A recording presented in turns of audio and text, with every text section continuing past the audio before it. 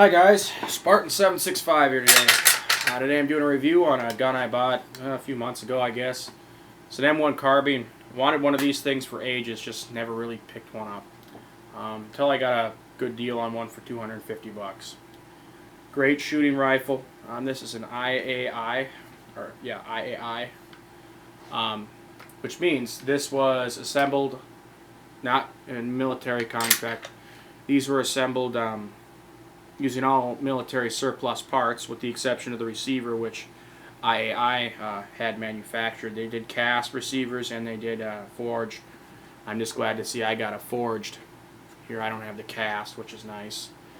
But I mean, I did swap out the rear sight. The rear sight was a pile of crap, so I swapped it out with an actual World War II manufactured rear sight.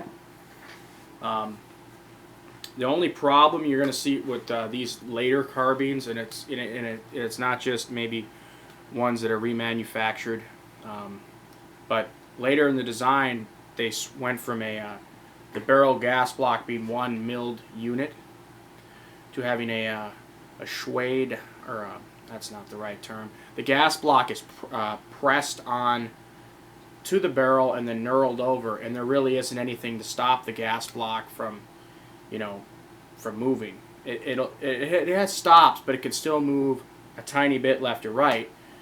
And what happens then is you start to get gas port obstruction. So what I did was I took the gas the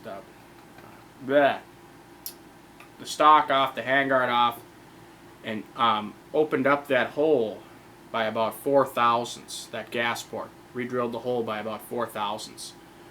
And the gun wasn't cycling. It was very light. Occasionally it would cycle. I think that's why I got it so cheap, is because it didn't really work right. But I opened up the hole by about I think it was 4 or 5 thousandths, and it just cycles like a dream now. I put probably 200-300 rounds through, not one hiccup.